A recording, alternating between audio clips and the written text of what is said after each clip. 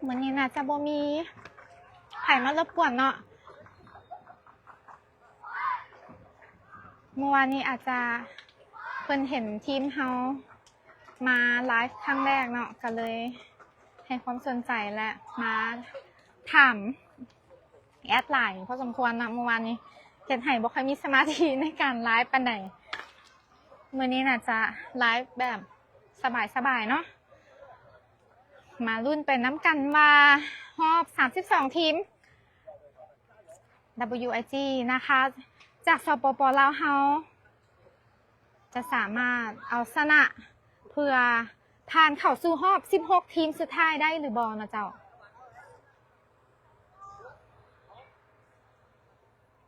แอดขอกำลังใจจากพี่น้องชาวลาว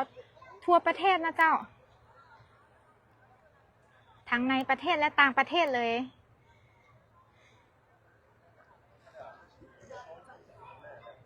ท่านสามารถสนับสนุนน้องๆด้วยการซื้อสติกเกอร์ในราคาเพียงแต่ 10,000 กีบเท่านั้นนะเจ้าเซตหนึ่งค่ะ 10,000 กีบเพื่อเป็นกำลังใจและต่อยอดให้น้องๆได้ไปแข่งขันในทุกๆรายการเลยนะเจ้า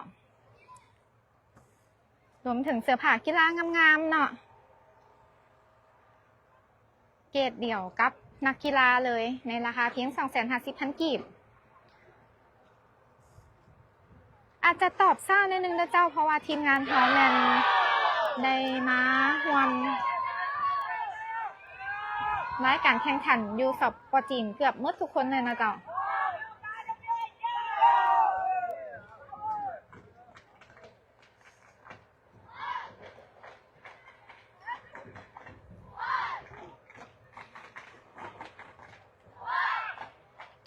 กองเชียร์อู่ฮั่นได้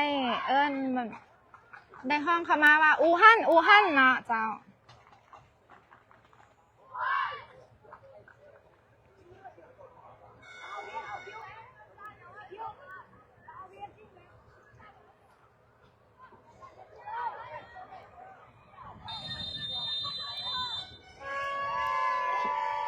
ตกน้ำใสเฮาลองยิงไก่เบิ่งเนาะ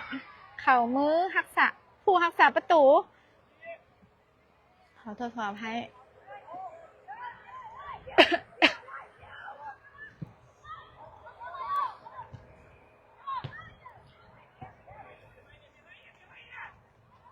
อยู่ที่อนุสักเนาะ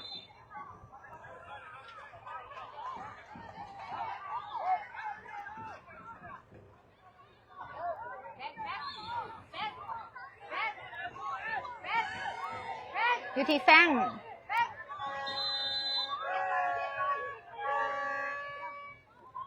โคเสือได้บอกเพิ่นว่าให้เซตบ้านใหม่เนาะ1-1กับอู่ฮั่นยังบ่ได้จังว่าเทื่อเนาะติดเบอร์13ออกหลังไปเป็นบานเตะมุมของน้องอนุสัก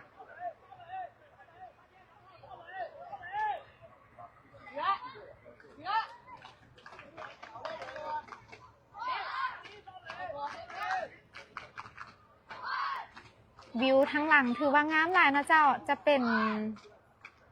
มาหนองบัวบึงบัวเนาะเพราะว่าใหญ่หลายอนุสักส่งเข้ามาโอ้เข้าไปเลยนะในนาทีทำอิฐ WIG นะคะนำอู่ฮั่นไปที1-0แอดเบิงวิวอยู่นอกพอดีหันมาเข้าพอดีงามหลายวิวก็งามลูกเมื่อกี้นี่ก็งามเนาะอนุสักแอดซิดเข้าไป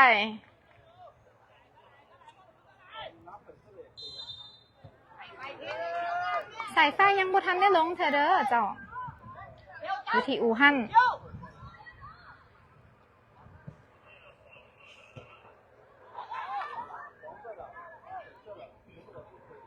เอกพลทรงไห้พอดเริ่มจือซื้อแทนแล้วเนาะเพราะว่าแอดบ่ได้มีเจีย เพราะว่าขาหมุนกล้องเนาะก็เลยต้องได้อาศัยความจำตัวเองอย่างเดียวเลย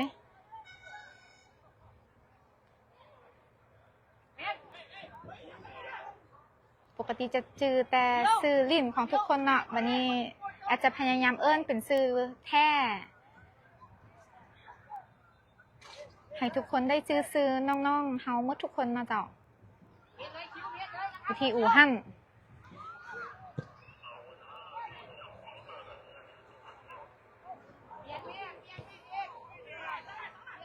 ไซยาสอนหรือเสือน้อยเขาส่งมาให้ไทเกอร์น้อยอยู่ที่อนุสัก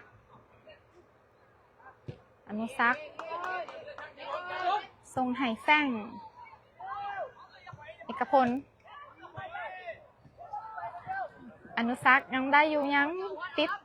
กล่องหลัง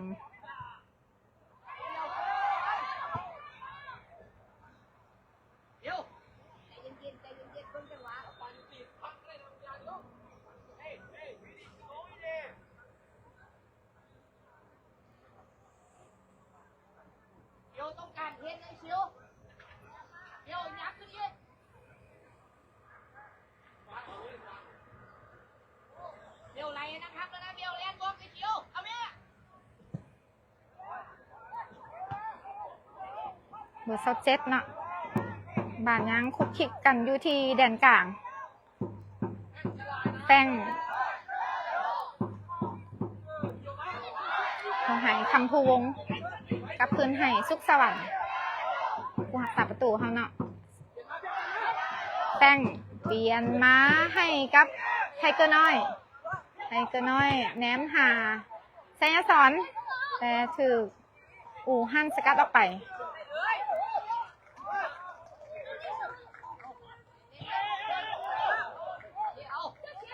เบอร์19ส่งไปให้เบอร์5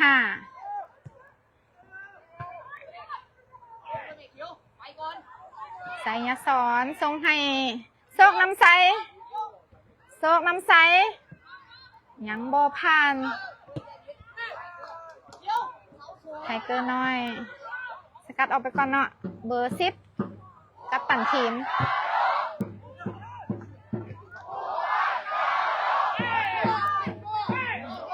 ไซยาสอนกับไทเกอร์น้อยวันนี้ได้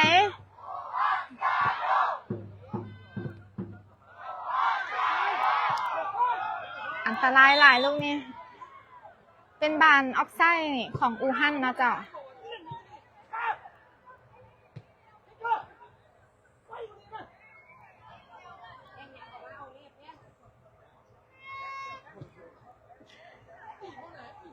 ขอขอบใจ 3,100 คนนะเจ้าที่ให้การรับชมถ่ายทอดสดรายการสิ้นเจียนหยวน2034เป็นรายการแข่งขันบันเตะเยาวชนระดับชาติเนาะถือว่าใหญ่ที่สุดของสปจีนเลยนะเจ้าในหุ่นอายุบ่เกิน12 ปีบางคนยังสับสนนะว่าเป็นอย่างคือมีอายุ13 ปีมาดินนำนะเจ้าในนั้นในกติกาเพิ่นจะอนุญาตให้ผู้ที่เกิดตั้งแต่เดือน9 ปี 2013งามเนาะเมื่อกี้นี้น้องอนุสักเดือน9 ปี 2013สามารถลิ่นน้ำกันได้เนาะเจ้าประมาณบ่เกิน4 หรือ 5 คนเนาะน้องๆเขาในนี้ก็จะประมาณ3 คนเนาะที่เกิดตั้งแต่เดือน9 ปี 2013เป็นต้นไป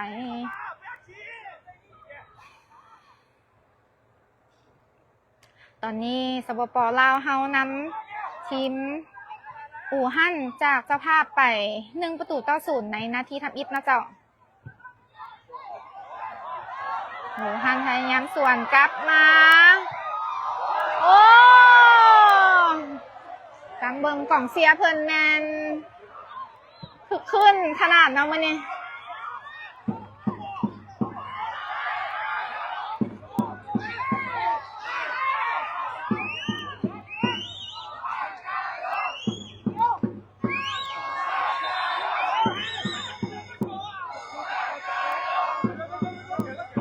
WSG เฮานำ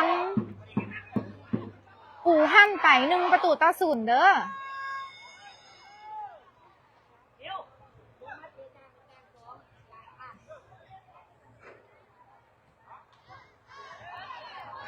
กรรมการบอกว่าเป็นบานเตะมุมของอู่ฮั่นนะเจ้า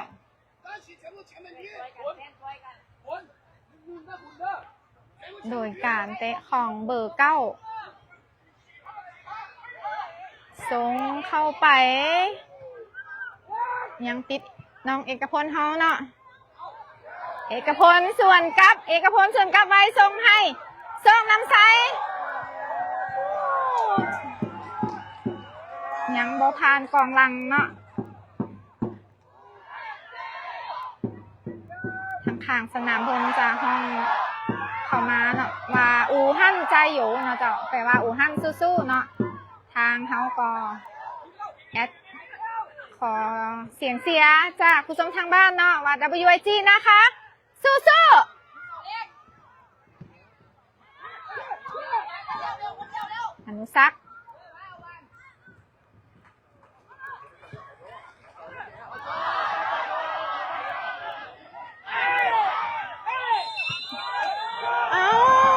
เมื่อกี้นี้แอดคือเห็นล่มเองเนาะเจ้า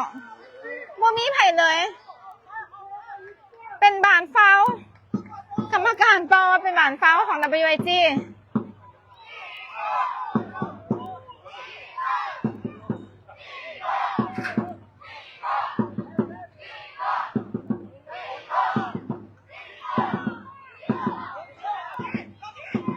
เห็นการยิงของเบอร์10ของอู่ฮั่น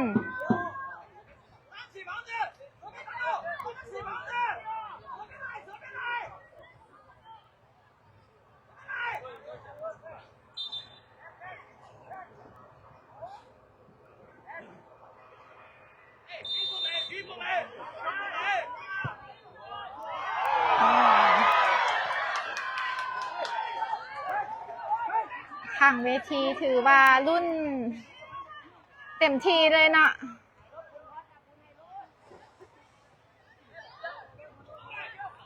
ไทยก็น้อยอยู่ที่คิว11เนาะหรือคำภูวงศ์ทรงไห่คิว15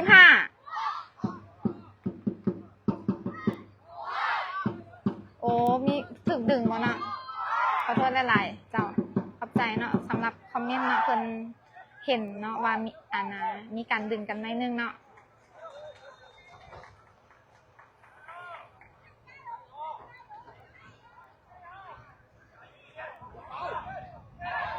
อยู่ที่อู่ฮั่น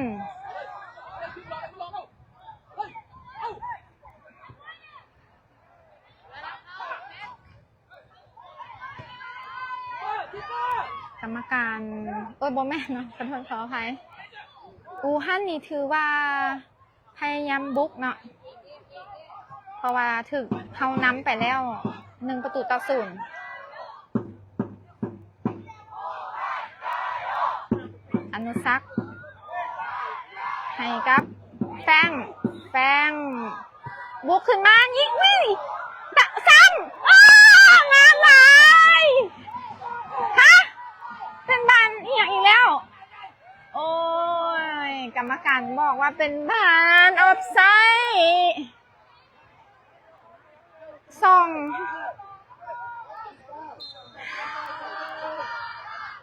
โอ้ยกรรมการบอกให้เนาะเมื่อกี้นี่เฮาปะมาดบอได้เลย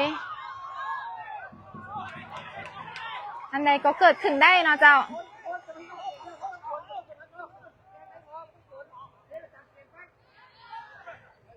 โค้ชดองเฮาบอกว่าให้มีสมาธิกับเกมเนาะไม่อย่างจะเกิดขึ้นก็ตามเฮาต้องผ่านไปให้ได้แป้ง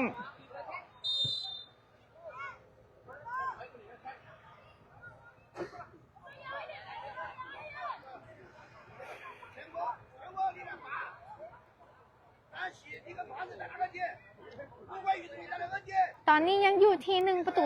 นะเจ้าเพราะว่าลูกเมื่อกี้นี้กรรมการบ่ให้เนาะ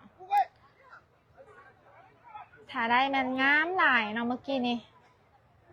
น้องเฮาแอดซิดซอยกันเนาะ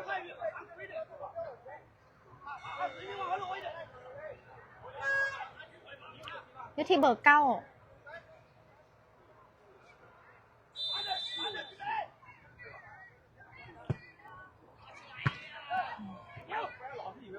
คิว15ใส่อนุซักเขาเนาะอนุซักคิวยังได้อยู่ส่งเข้าไปให้เสือน้อยซ้ำอุ้ยได้เฟนแฮกประตูเข้าไปได้คืนมาแล้วเนาะโคตรเฮาสะใจลายเมื่อกี้นี้ FC จนต้องได้ยกนิ้วให้เนาะ thank you WIG นะคะนำขึ้นมาเป็น2 ประตูต่อ 0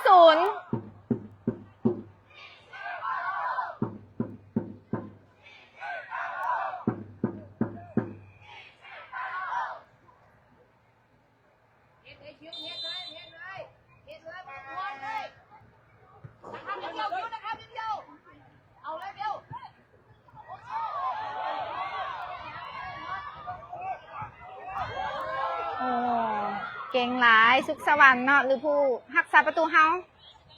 น้องเจ้าขุนเนาะ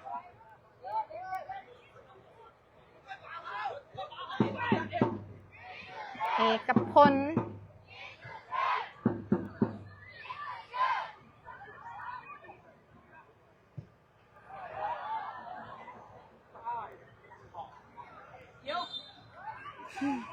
ผู้รักษาประตูเตะลงบึ่งไปแล้วเนาะ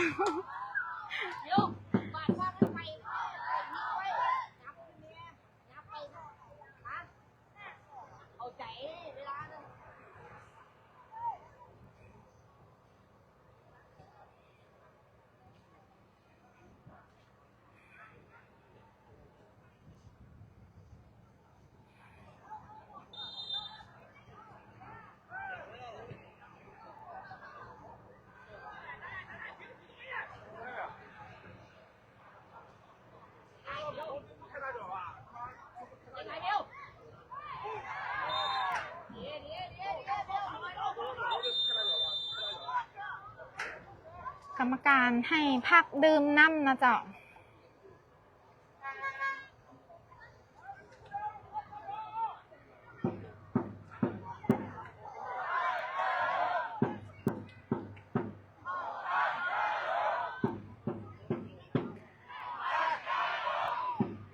ระหว่างที่พักกินน้ำโค้ชสอนวิไลเฮาแก้เกมทันทีเลยเนาะ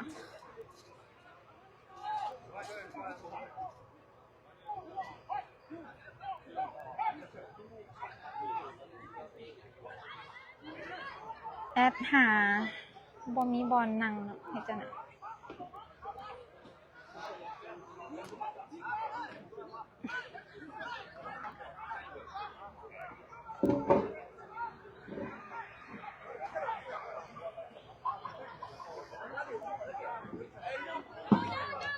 ขอเข้าใจวอลตี้เนาะเจ้าที่ให้การสนับสนุนอีซิมให้พวกเราได้มาเดินทางมาแข่งขันในครั้งนี้อีซิมของเพื่อนก็สะดวกสบายเนาะติดตั้งง่ายไม่ว่าจะไปประเทศใดใน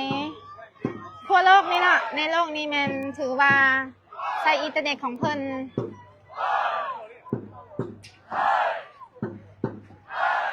มีความไวสูงเนาะตอนนี้ก็ยังแอดกับใช้เน็ตของเพื่อนในการถ่ายทอดสดเนาะนะคะตลอดการแข่งขัน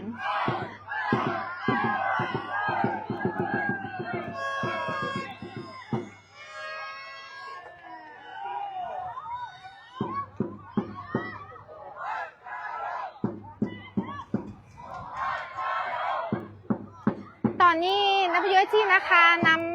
ำทีมอู่ฮั่นจากสปอร์จีนไป2 ประตูต่อ 0นะเจ้าในตั้งที1โอ้ยเบอร์10น้องขุนเฮาเนาะเจ็บไปแล้วน่าจะมีการต่ำกันเกิดขึ้นเนาะเมื่อกี้นี้ สปป.ลาวกับสปป.จีนเด้อเจ้าจากเมืองอู่ฮั่น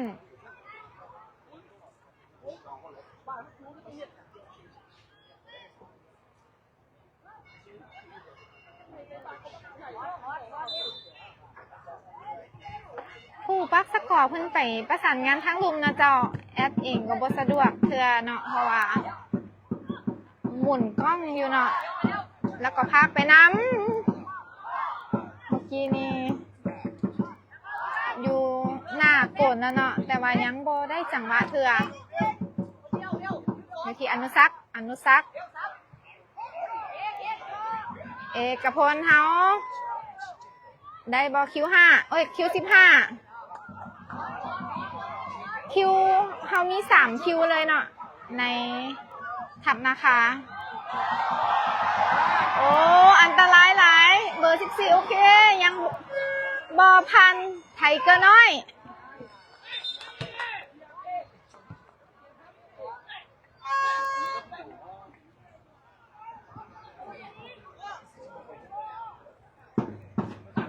ที่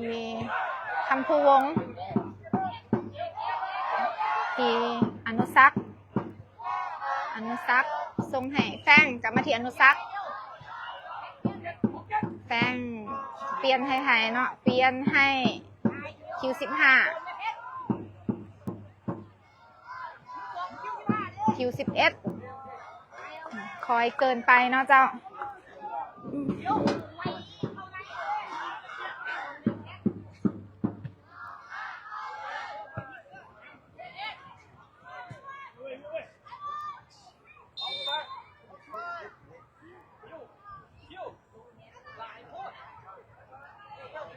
ท่านผู้ชมอย่างฮู้บ่เนาะว่าแอดปักสกอร์ให้ตัวเองจื้อได้แนวใดเนาะเพราะว่าแอดบ่สามารถจดไปนำและหมุนกล้องไปนำได้เนาะแอดเลยใช้วิธียกนิ้วไว้เนาะ2ก็คือ2แล้วก็เอาไว้ข้างๆแอวนี่เนาะฝากนี่ได้แล้วก็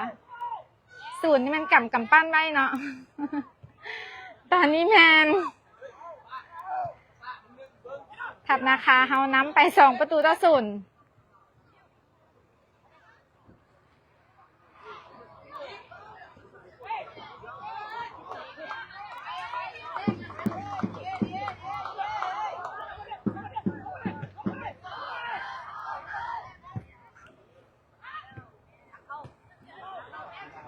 ที่แฟงส่งให้อนุสักษ์ส่งให้เอกพล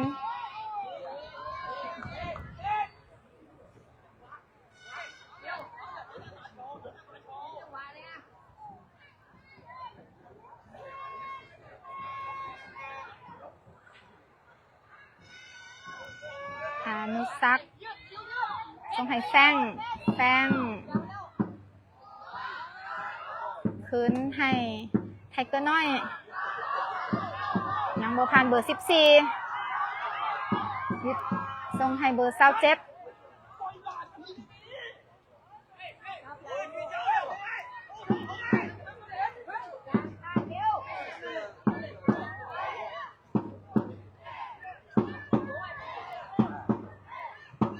เป็นการปักสกอร์ของแอดแบบบ้านๆเนาะเจ้า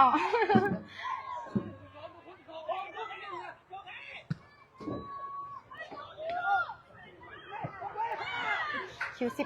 15ยังบอทันเถื่อขอขอบใจท่านผู้ชม 4,100 คนนะเจ้าที่ได้หักชมการถ่ายทอดสดในครั้งนี้ความยังได้ส่งกำลังใจให้น้องๆเฮาเข้ามายังดวงหลายนะเจ้าอนุสักษ์ตอนนี้อยู่ในรอบ32ทีมแต่เจ้าผู้ใดชนะในรอบนี้ก็จะได้เข้าไปสู่รอบ16ทีมสุดท้ายเมื่อวานนี้แอดเองก็ได้ไปเข้าร่วมกันจับสลากเพื่อหาคู่ที่จะเตะเนาะอยู่ที่คิว11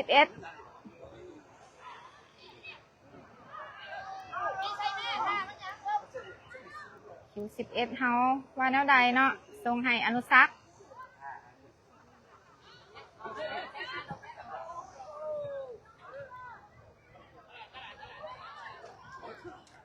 การจัดสลากเมื่อคืนนี้จนฮอด1 โมงกลางคืนเลยเนาะเจ้าทำอิดก่อเงียบๆนิดๆเนาะเพราะว่าเดึกแล้วมันไผก็อยากนอนแต่พอเพิ่นเอิ้นซื้อ WIG เมื่อทุกคนตื่นเลยเนาะว่ามันไผจะได้พบกับทีมที่ตัวเต็งจากสปป.ลาวเนาะเพิ่นเอิ้นเฮาว่าแบบนั้นเนาะเจ้ามีเสียงโหเนาะถือว่าฮือฮาแหละหลายเมื่อวานนี้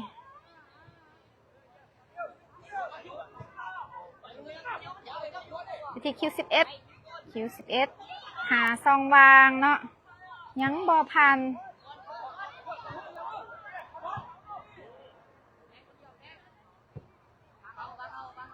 วิธีแป้ง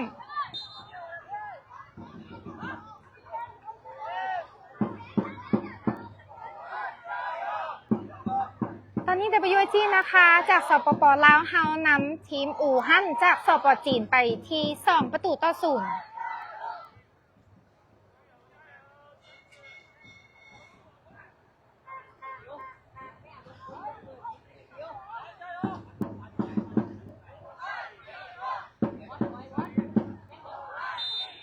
ที่เบอร์9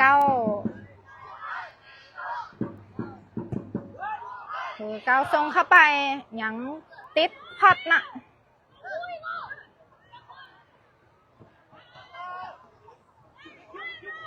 คิว15เฮาคิว11หรือคำภูวงทีเอกพลไสยศรหรือเสือน้อยแซงยังได้บานอยู่คิว11เข้าไปไหม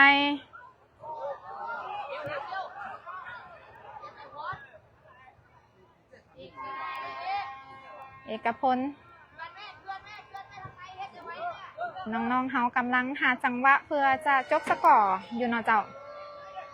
ให้เกินน้อยให้คิว11สูงเกินไปนะเจ้า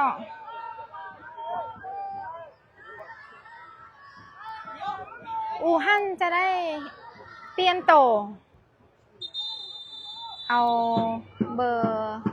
2กับเบอร์7เข้าไปเนาะ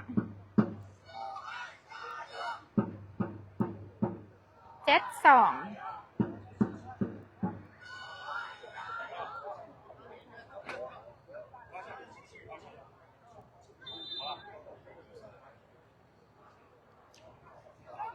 เป็นบางของอู่ฮั่น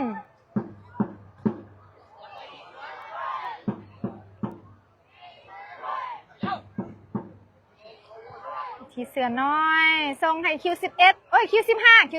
ลากเข้าไปยังบ่มีไผอยู่หั่นเนาะเบอร์27พยายามจะส่วนกรรมการยังบ่เป่า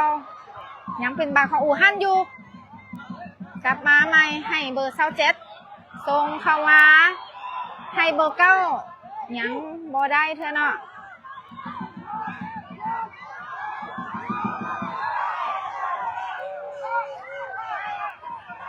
เป็นบานฟาวของ WIG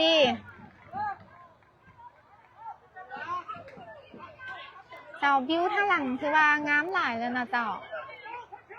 อีกฝั่งหนึ่งก็จะเป็นวัดเนาะทั้งอยู่ทั้งหลังของแอดเดี๋ยวเป็นจังไหนตอนพักเครื่องจะไปถ่ายให้เบิ่งนะเจ้าเมื่อคืนนี้เดึกเกินไปค่ำและอาจจะมืดเบิ่งบ่เห็นเนาะ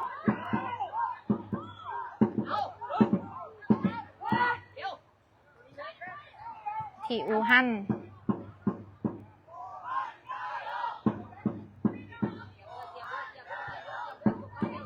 เบอร์7ยังบ่ผ่านกล่องหลังเฮาคิว11เข้ามือผู้รักษาประตูเนาะ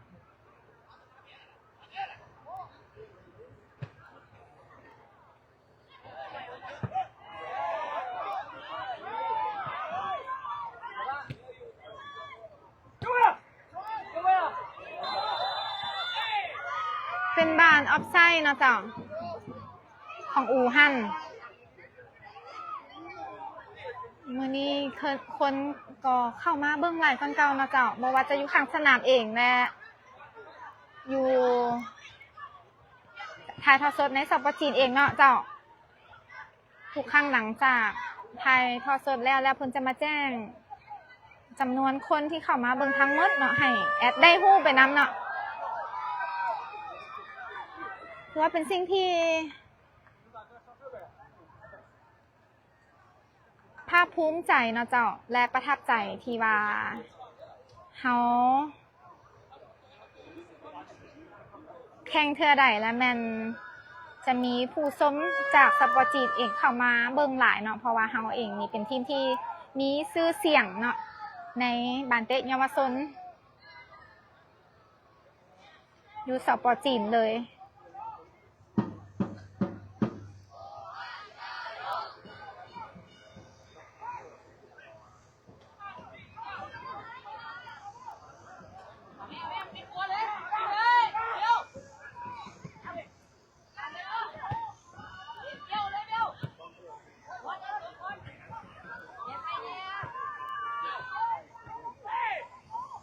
อู่ฮั่น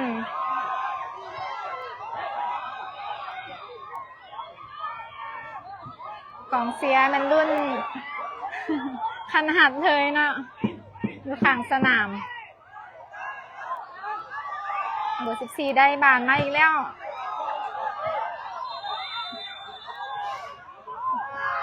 น่าจะเข้าหน้าพอดเนาะเมื่อกี้นี้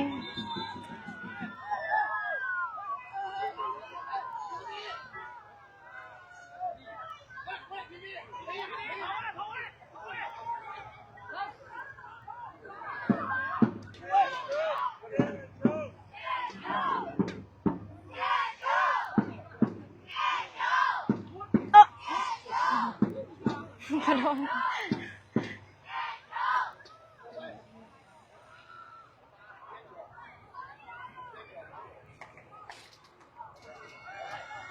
กรรมการยกไปบอกว่าเหลือเพียง2 นาทีนะเจ้าในตั้งที่1ของรอบ32 ทีม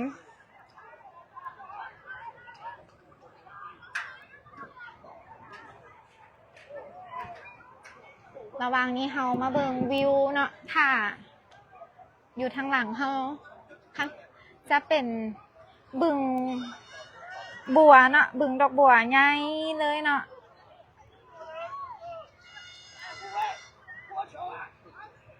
อาจจะลองซูมเข้าไปเบิ่งเนาะเห็นดอกบัวมั้ยเนาะเห็นอยู่เนาะวิวยามแรงจากซูโจเนาะสปอร์ตจีนอยู่ข้างหลังจะเป็นวัดเนาะแต่ว่าติดผู้ไทยทำเนาะ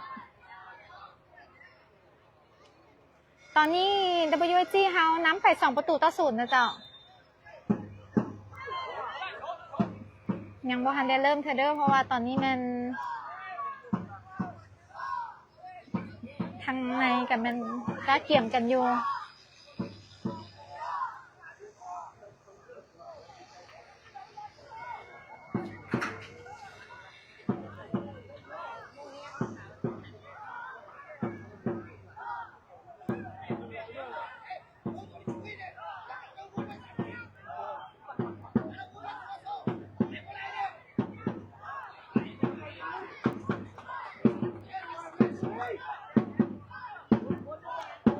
กำแพงเฮามี1 2 3 4 5เนาะเบอร์10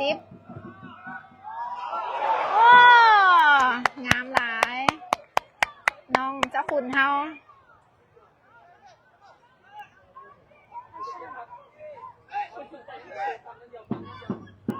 ยังเหนียวแน่นเนาะ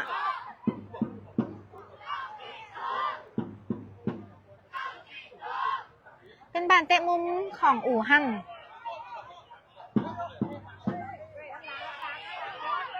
อนุสักจับอยู่ที่เบอร์2เลยเนาะอู่ฮั่นทรงเข้ามา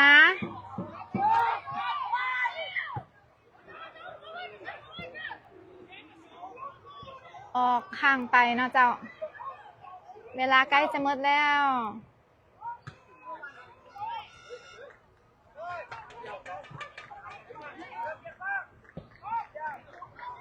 เปลี่ยนฝากไปให้เอกพล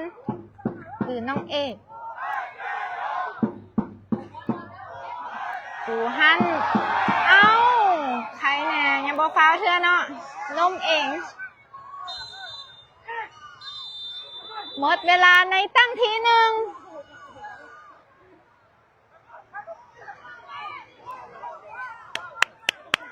น้องๆเฮาสมเสยน้องๆเฮาน่ะ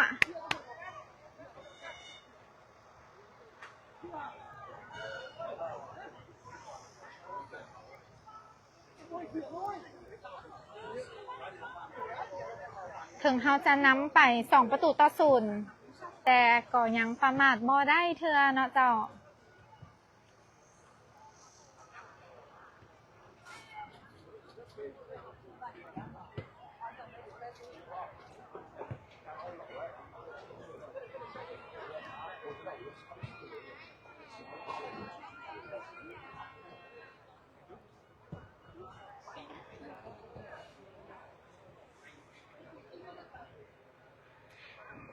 ขอขอบใจ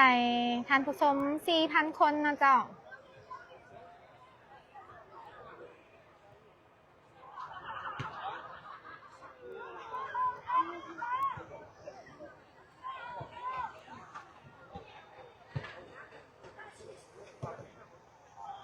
เพิ่นแมนถือว่าไทยทีมเฮาหลายเลยเนาะถ้าแอดเบิ่งฝากนั่นแมนเขาเจ้าบ่ได้เก็บภาพเลยเนาะเจ้าจะมาถ่ายแต่ WSG เฮาเพราะว่าแฟนบ้านในสปอจีนเพิ่นขอมาหลายเนาะเจ้า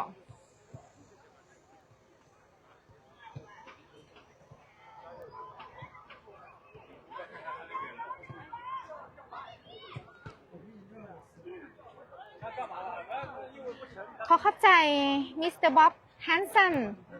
และมาดามสวนพร้อมด้วยครอบครัวนะเจ้าที่ได้ให้การสนับสนุนปียนต์ไปกับเวียงจันทน์เซียงไฮ้เวียงจันทน์ให้แก่ทำนักกีฬาอายุ11เนาะที่ผ่านมานะเจ้าพร้อมด้วยคณะสตาฟทั้งหมด22คนได้มาแข่งขันในรายการใบยังเตี้ยนครับครั้งที่ผ่านมาเจ้าพร้อมยังได้ส่งกำลังใจมาให้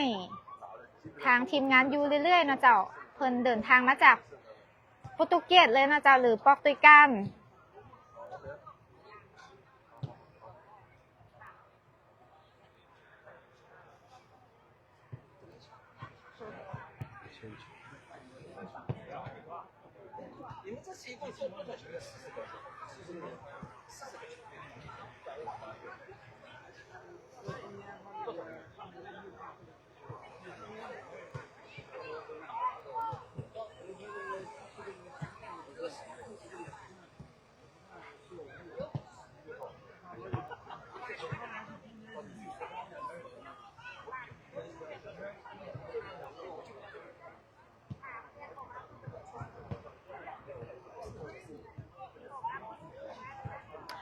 ขอขอบใจนมโฟร์มอสที่สนับสนุนนมจำนวน50 แก๊สต่อเดือนให้แก่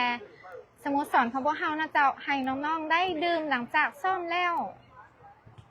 เศร้าแรงเลยนะเจ้าทุกครั้งที่ได้มีการก้าเกี่ยมเนาะมาแข่งขัน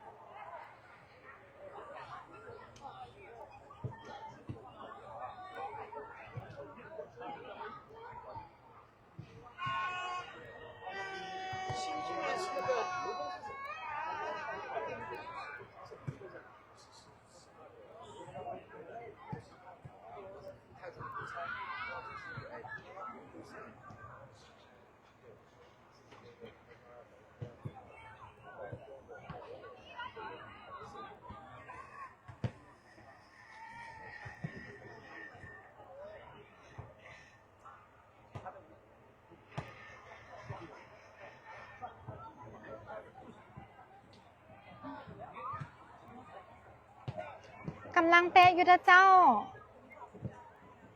ถ้าก็จบตั้งที่หนึ่งนะเจ้ายังเหลืออีกตั้งที่สอง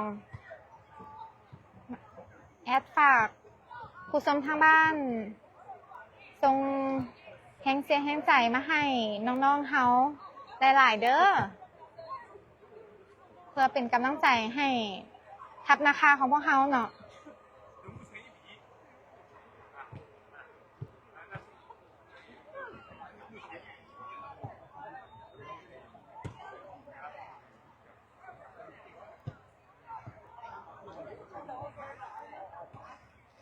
ลักกี้อยู่นี่เนาะลักกี้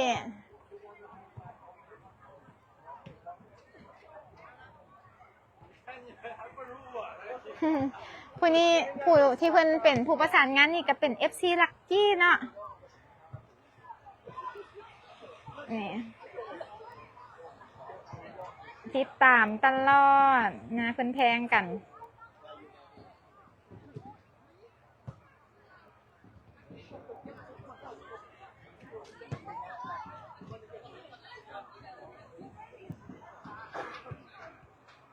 เพิ่นบอกว่าเพิ่นสิไปซื้อน้ำให้แอดเนาะซื้อน้ำให้ผู้จัดการเพิ่นว่า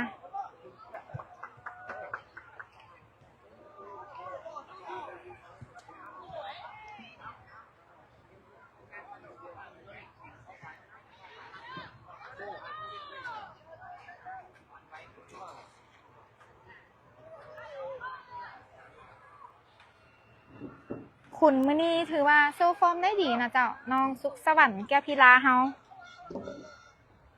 เซฟได้บ่ต่ำกว่า2ประตูเนาะเมื่อกี้นี่มาเบิ่งว่าอู่ฮั่นจะแก้เกมเฮาแนวใด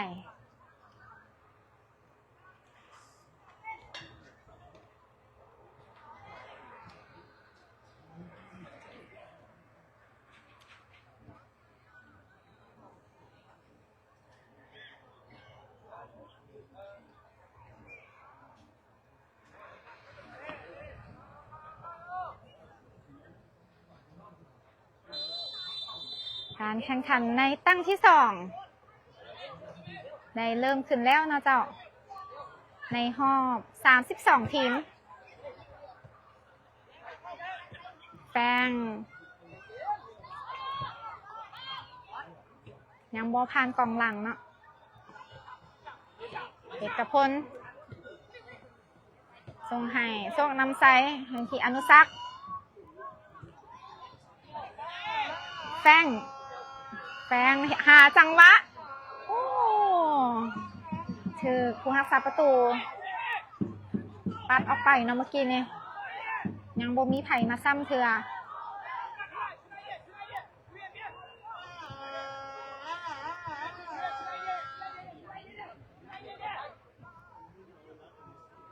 อยู่ที่เอก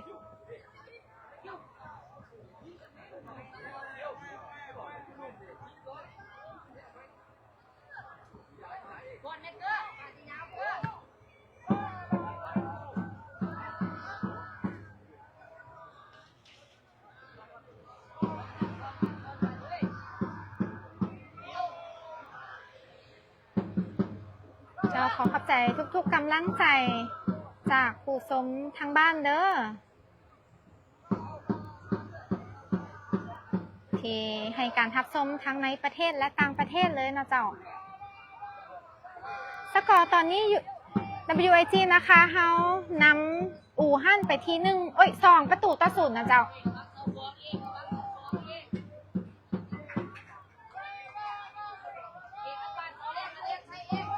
เป็นบานเตะมุมของอู่ฮั่น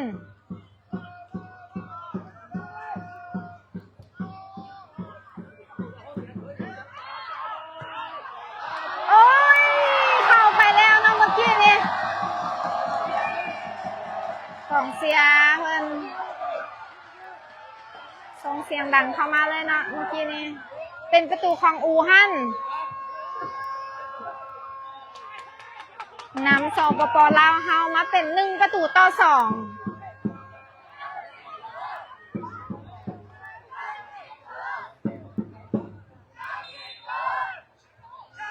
ลักกี้ได้ภาษาอังกฤษเด้อ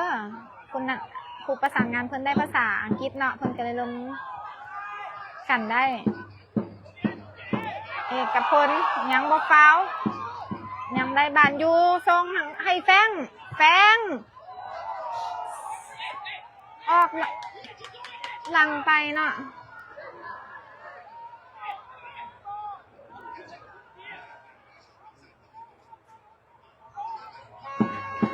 อู่ฮั่นถือว่าเริ่มบุกแล้วนะเจ้าตอนนี้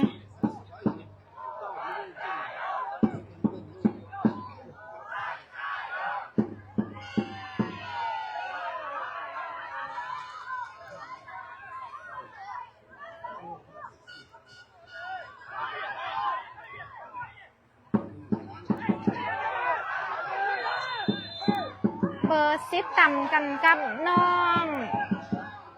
เฮาเนาะ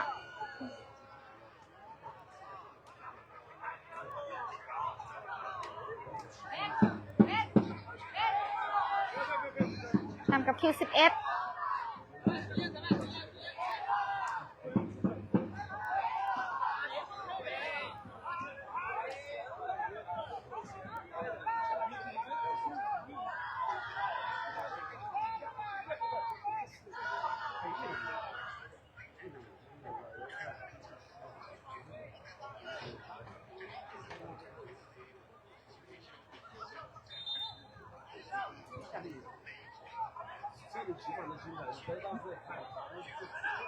คิว11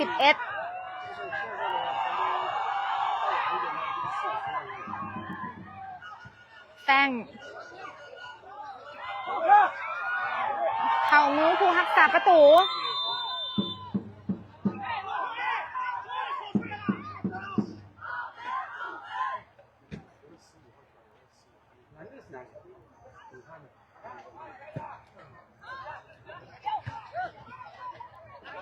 อนุสักทรงให้คิว15ยังได้บานอยู่แท่งข้ามไปให้ไทเกอร์น้อยทรงให้คิว11น่าเสียดายนะเจ้า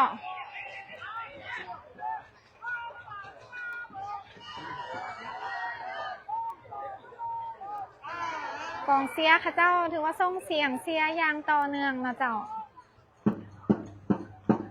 ทางบ้านเฮาก็แอดขอเสียงเด้อ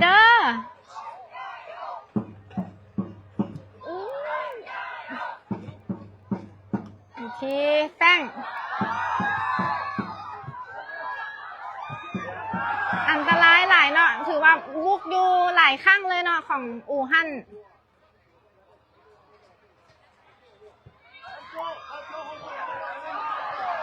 เบอร์10คิว15ได้บานลากขึ้นมาหาจังหวะยิงจะได้บอ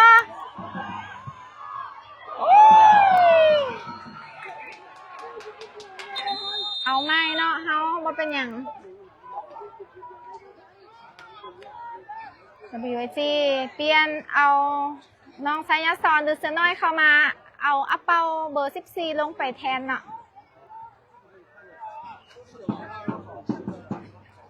ตอนนี้สกอร์อยู่ที่2-1นะเจ้า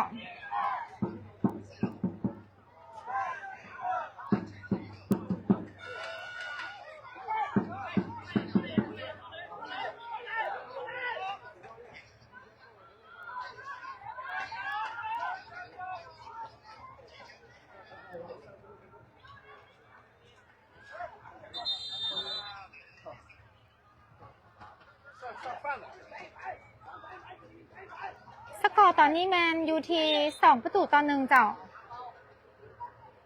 WG เฮายังนำอยู่เด้อ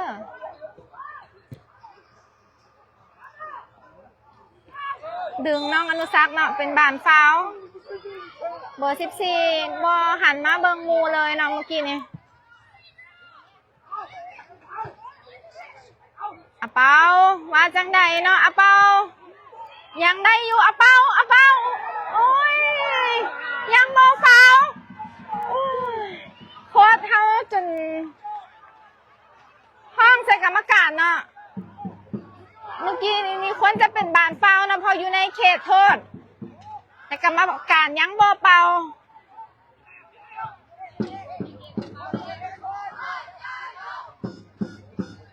เบอร์27ส่งเข้าไป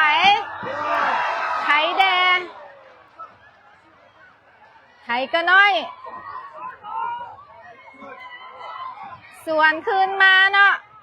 เดือดแหงเนาะตั้งที่2นี่แฟงข้ามมาให้เอกอยู่ที่อาเปากลับมาที่เอกลากขึ้นไป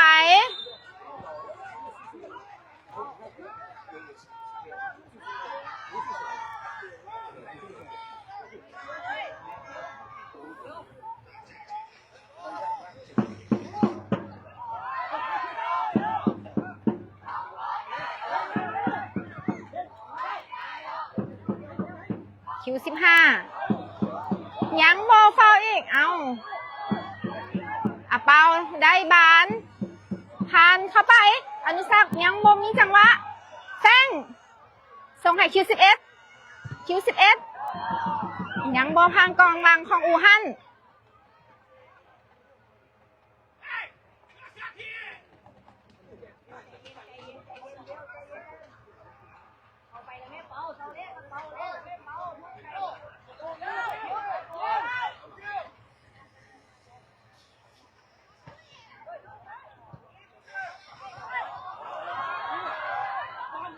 แฟงอยู่ที่แฟงคำให้อนุสัก1-2กับแฟงน่าเสียดายเนาะเมื่อกี้นี้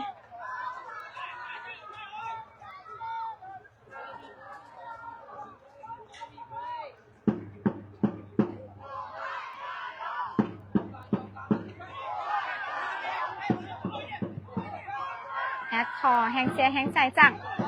ทางบ้านส่งให้ทับนาคาเฮาเดนเนาะเจ้า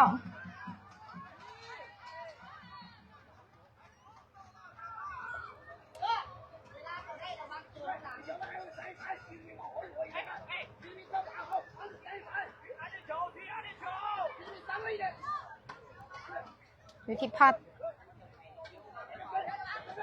เอกส่งบานพาดเนาะออกทางไปเป็นบานของอูฮั่น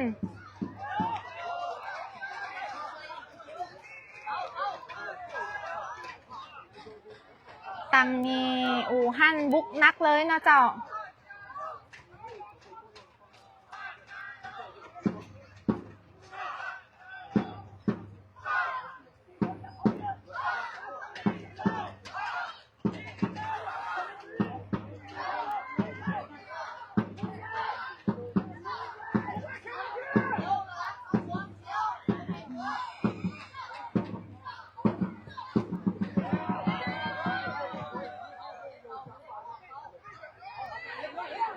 ได้อยู่อาเปายังได้อยู่อาเปา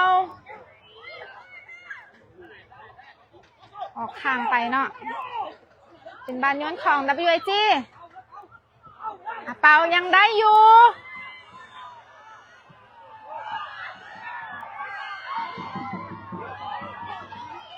ทึกกองหลังพระเจ้าสกัดออกไปเนาะเบอร์21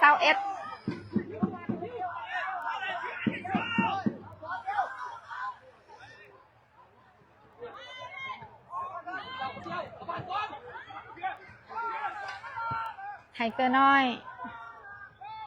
คิว11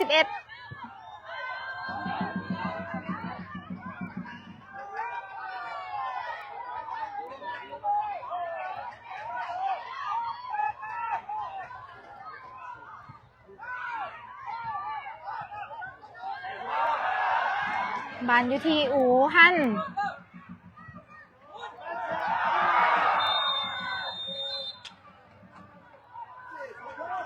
น้องเจ้าขุนเฮาต่ำกับเบอร์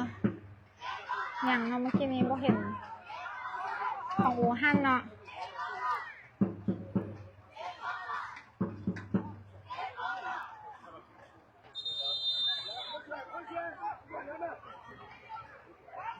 นักฮับเฮาเจ็บเนาะ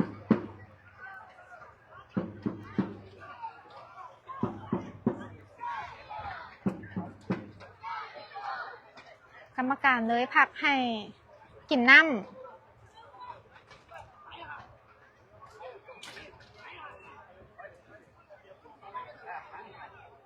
แอนรู้สึกเจ็บคอเนาะเจ้าลมแหงข้างๆไรแอดอยู่ถึง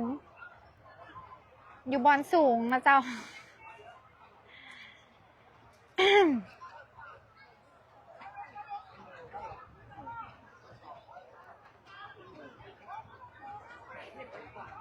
มาเบิ่งว่าโค้ดเสือเฮาเนาะและโค้ดต้องจะแก้เกมแนวใด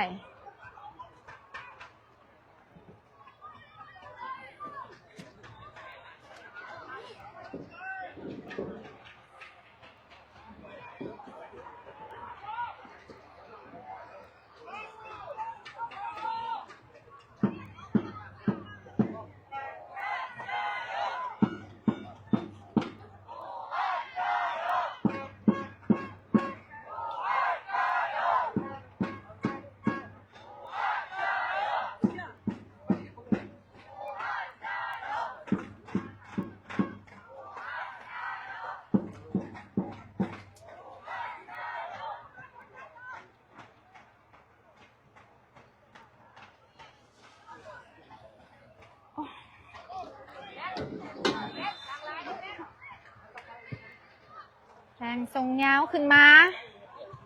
อะเป้าคิว15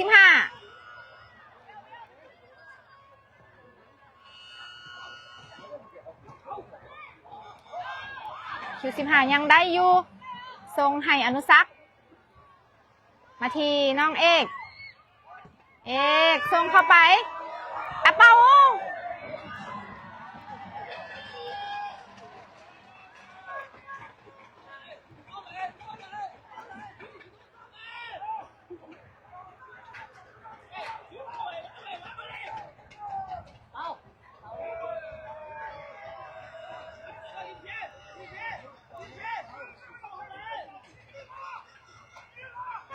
เป็นบานเตะมุมของ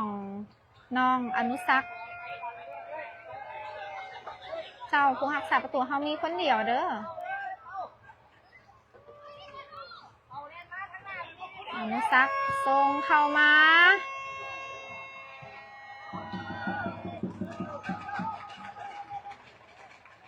มันก็ขึ้นมาต้านจนเกือบหมดทุกคนเลยเนาะของ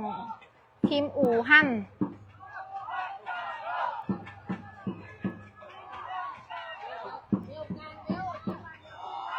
ตอนนี้ WG นะคะเขาขึ้นน้ำไปที่2-1แล้วเจ้า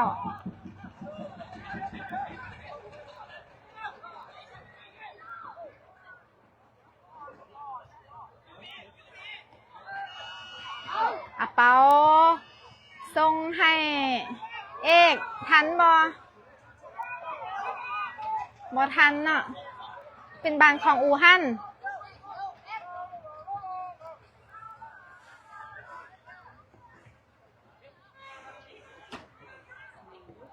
คิว15ดึงกันน้องเมื่อกี้นี้เบอร์9ดึงน้องคิว15กรรมการให้ใบเหลือง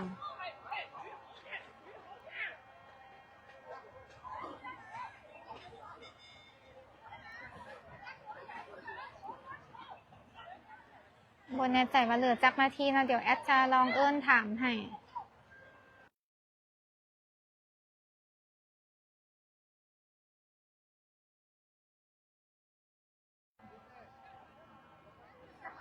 13เหลือ13นาทีนะเจ้า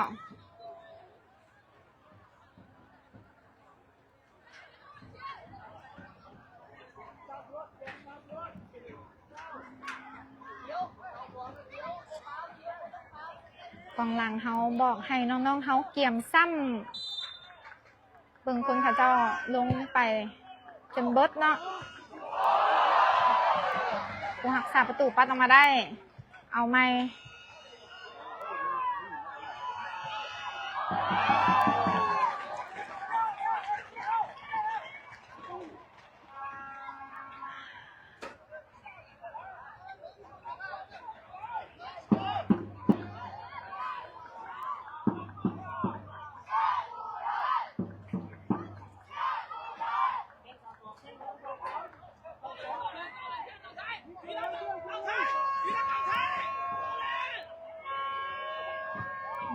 ส่งเข้ามา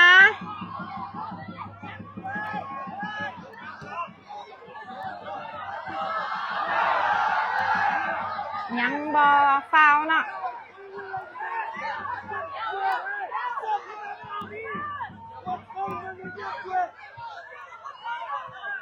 งามหลายคิว15ขอให้ได้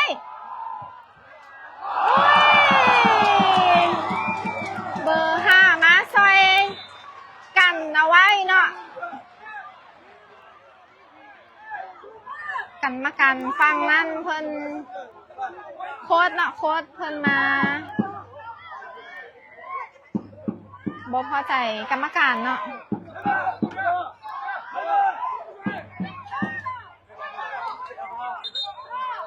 อยู่ข้างสนาม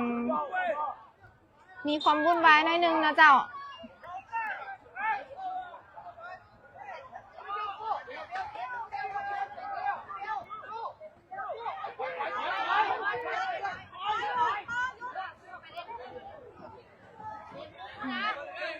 ถือให้แล้วมาให้นี่น้องเฮาเนาะกรรมการก็ได้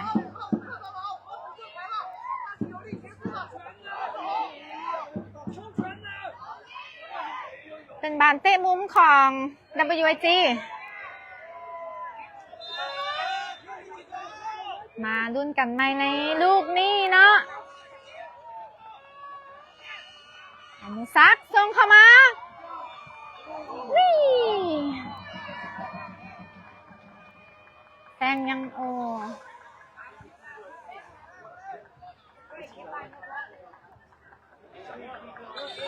ยังเป็นบานเต็มมุมของ WIG อีกข้างหนึ่งนะเจ้า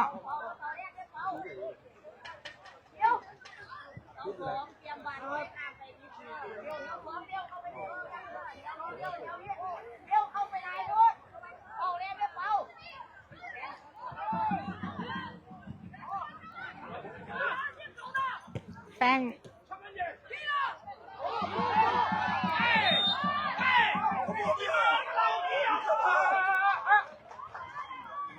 มีการเตือนโค้ดแล้วเนาะ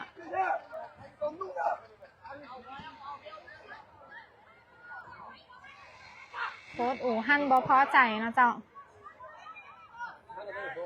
แอดก่อนเริ่มบินหัวเลยเนาะหลายเหตุการณ์โพด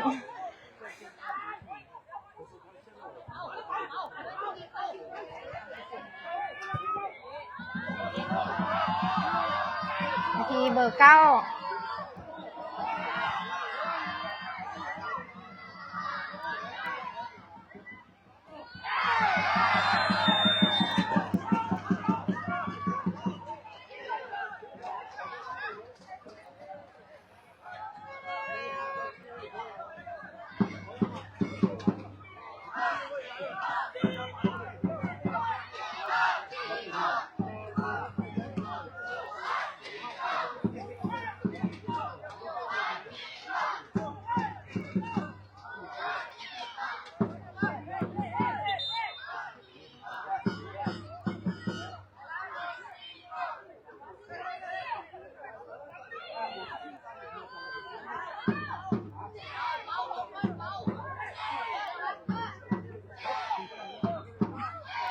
เป็นลูกฟรีคิกของอู่ฮั่นโดยการยิงของเบอร์2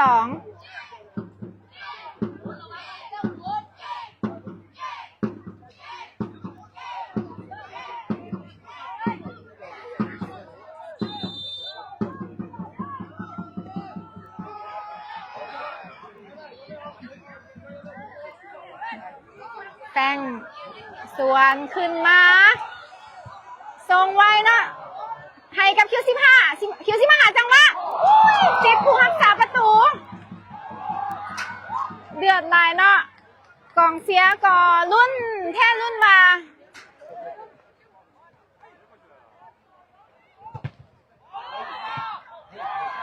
ยังติดอู่ฮั่น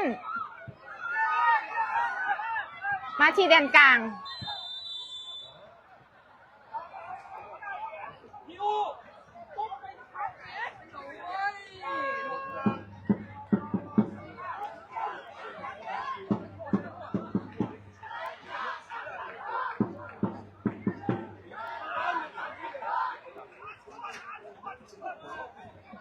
เฮาแมนน่าจะกดดันพอสมควรเนาะนัดนี้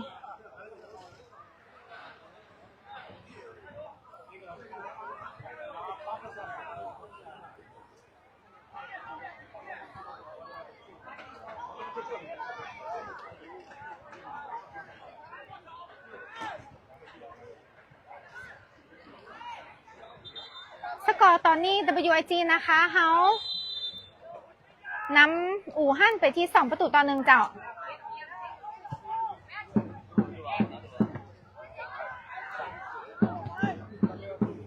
เอกยังบอทันนะเจ้า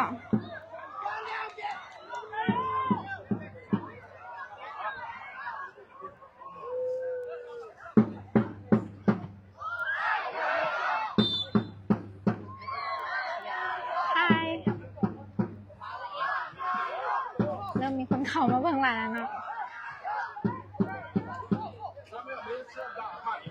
อันซักให้อเปาQ11ข้ามมาทีQ15หาจังหวะเข้าไปไหมอเปายังบอทันได้เธอเนาะไทเกอร์น้อย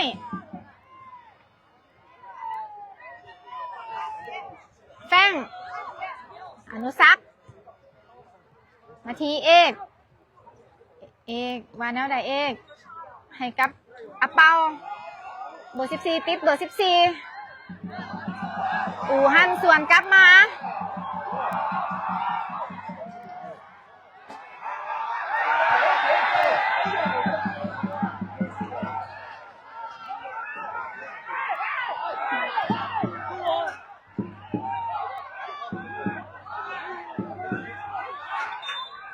อู่ฮั่นได้ยิงฟรีคิกอีกแล้วนะเจ้า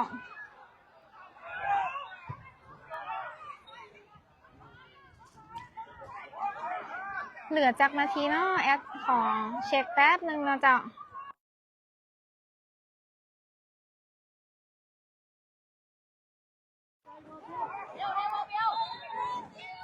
เหลืออีก4 นาทีสุดท้ายเนาะโอ้ยยังกรรมการยังเอาใบเหลืองให้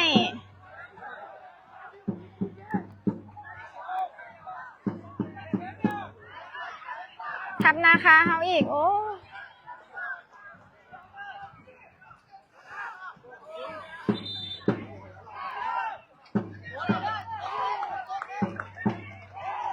แอดเชื่อว่าน้องๆเขาจะผ่านอุปสรรคต่างๆไปให้ได้เนาะเจ้าอู่ฮั่นร้องยิงเนาะแต่ว่าเข้ามือผู้รักษาประตูอนุซักเอ้ากรรมการนี่ก็ได้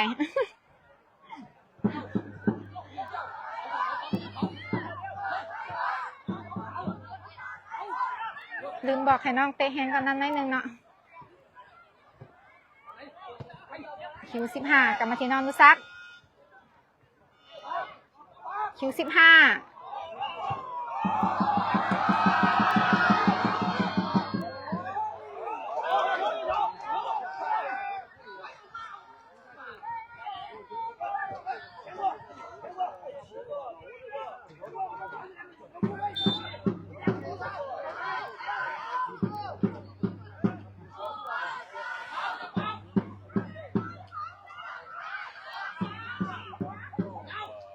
พอดเฮาส่งยาวขึ้นมาอะเปาทันบออะเปา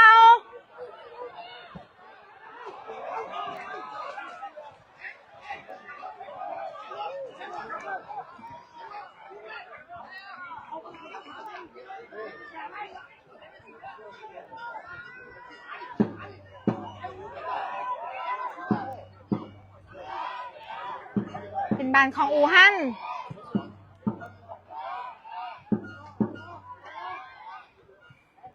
ออกข้างไปนะเจ้าเบอร์7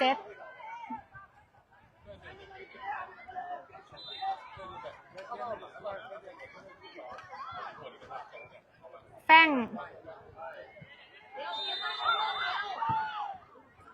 ส่งเข้ามา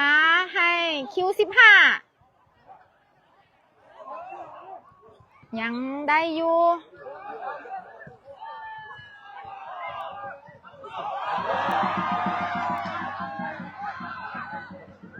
เป็นบานของ WSG อยู่เนาะตอนนี้เขาพยายามหาจังหวะ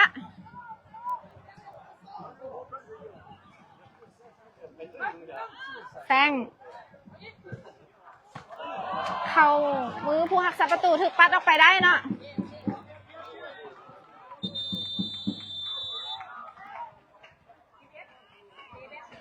WSG นะคะเขาได้เปลี่ยนเอาสายฟ้าเข้าไปแล้วเนาะ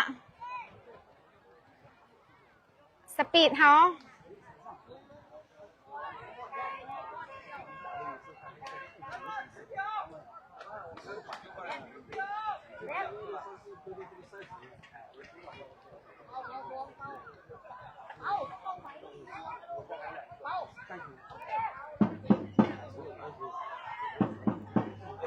เป็นบานเตะมุมของน้องอนุสักษ์ส่งเข้ามามีไผ่ซ้ำบอกน่าเสียดายเนาะ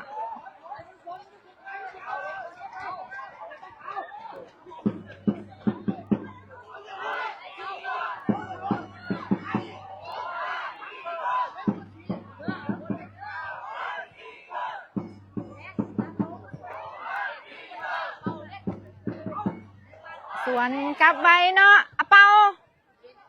ให้สายฟ้า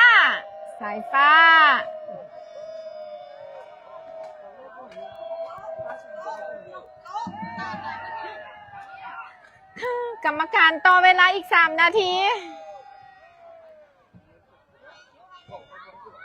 ขออีกลูกนึง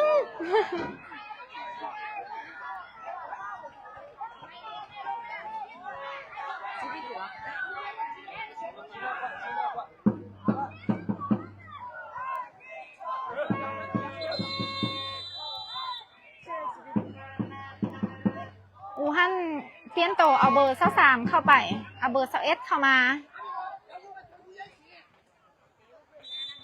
โค้ชค่ะเจ้าคุ้มเข้มเลยเนาะ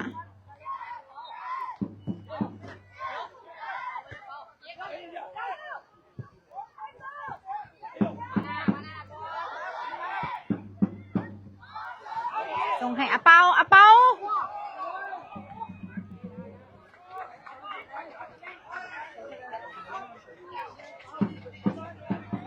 สกอร์ตอนนี้ WSG นะคะนำทีมอู่ฮั่นจากสปอร์ตจีนไปที่2-1เด้อเจ้า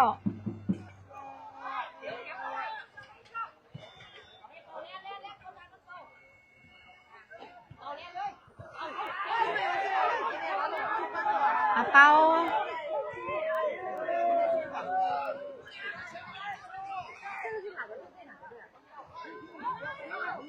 แฟงยังผ่านไปได้อยู่แฟงขอกับผู้หักษาประตูเขาเจ้ายังเหนียวอยู่เนาะ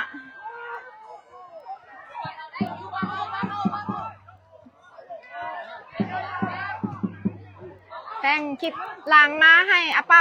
าอยู่ที่คิว15อะเปา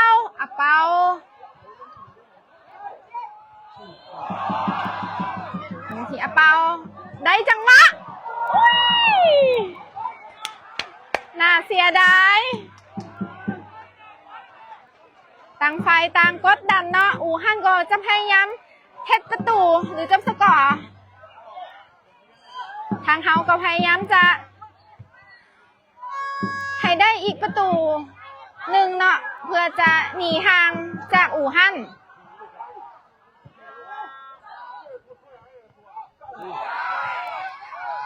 คิว15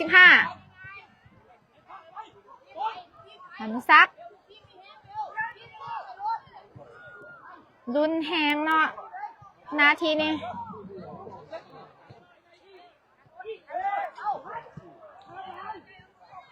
แหงเข่าหอบเลิกแอดเสือไว้แหงจะเดือดคนนี้แน่นอนเนาะเจ้าขอขอบใจท่านผู้ชม5,000 คนที่ให้การติดตามรับชมการถ่ายทอดสดการแข่งขันบานเต้เยาวชน ระดับชาติเนาะถือว่าเป็นการแข่งขันที่ใหญ่ที่สุดของสปจีนซินเจียนหยวน2034เพิ่นมีเป้าหมายรายการนี้เนาะมีเป้าหมายสร้างหุ้นอายุบ่เกิน12 ปีเพื่อจะต่อยอดให้ได้ไปแข่งขันในปี2034โอ้หมดเวลาแล้วเนาะแอดขอโดดอยู่ข้างๆ